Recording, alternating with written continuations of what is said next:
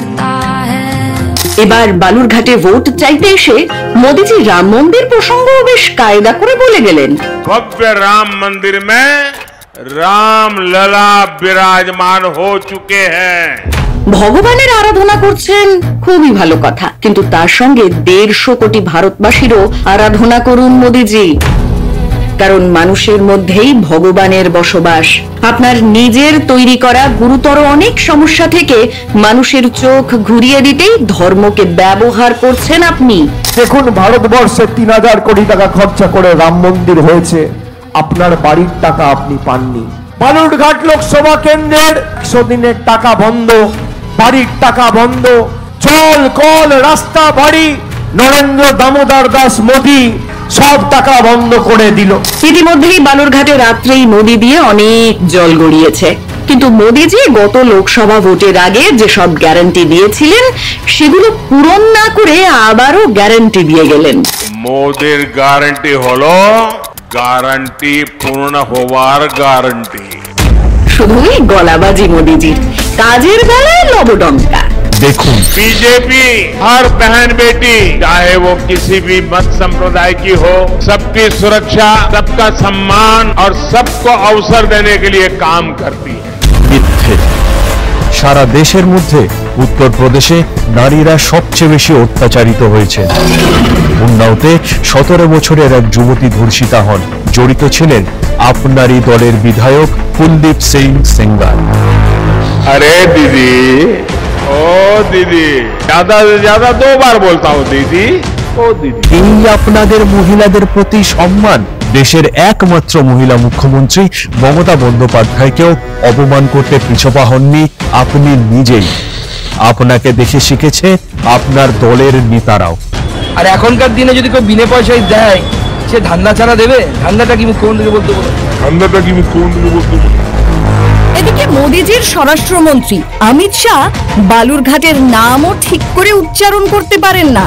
मगर इतने जोर से गुस्से से दबाना कि बटन बेलूरघाट में दबे। बेलूरघाट बेलूरघाट बेलूरघाट। এই বালুরঘাটে দাঁড়িয়েই দলিত আদিবাসীদের প্রতি মেকি দরদ দেখালেন মোদিজি। ये बीजेपी सरकार ही है जिसने द्रौपदी मुर्मू जी को देश को पहली महिला आदिवासी राष्ट्रपति बनाया है। এবারে বিজেপির আসল চেহারাটা দেখে নেওয়া যাক। বিজেপি শাসিত রাজ্যে প্রতিদিন 6 জন তপশিলি জাতির নারী ধর্ষিতা হন।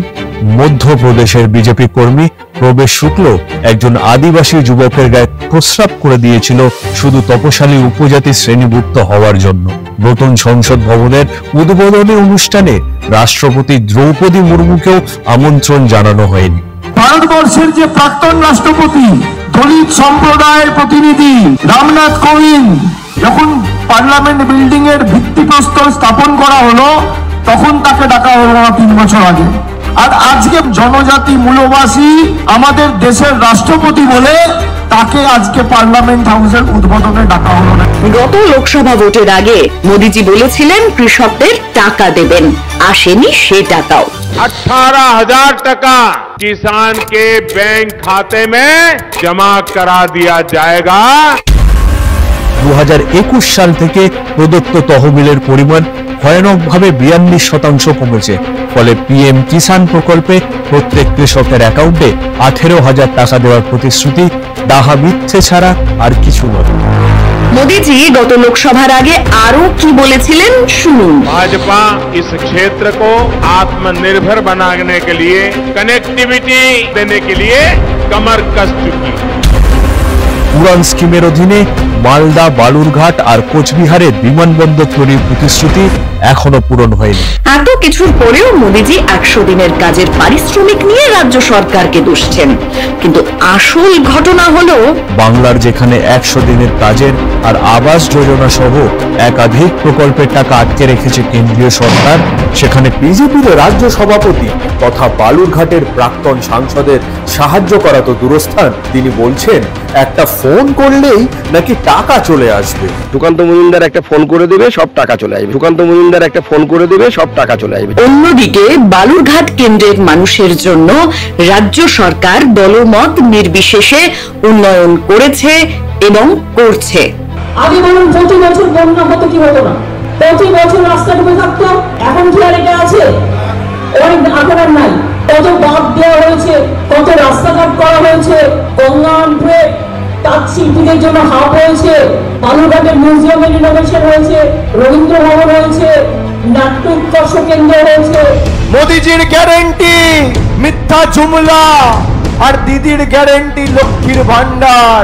মোদিজির গ্যারেন্টি দুর্নীতিগ্রস্তদের দলে ঢুকিয়ে মাথায় তুলে রাখা, আর দিদির গ্যারেন্টি মানুষের পাশে থেকে মানুষের জীবনে উন্নয়নের ধারাকে কি করে পরিচালিত করে আগামী দিনে বাংলা দৃষ্টান্ত স্থাপন করে সেটা প্রমাণ করে। প্রকৃত উন্নয়নের সঙ্গে থাকুন। বাংলা বিদ্বেষীদের হটাতে উন্নয়নের পক্ষে প্রয়োগ করুন আপনার গণতান্ত্রিক অধিকার।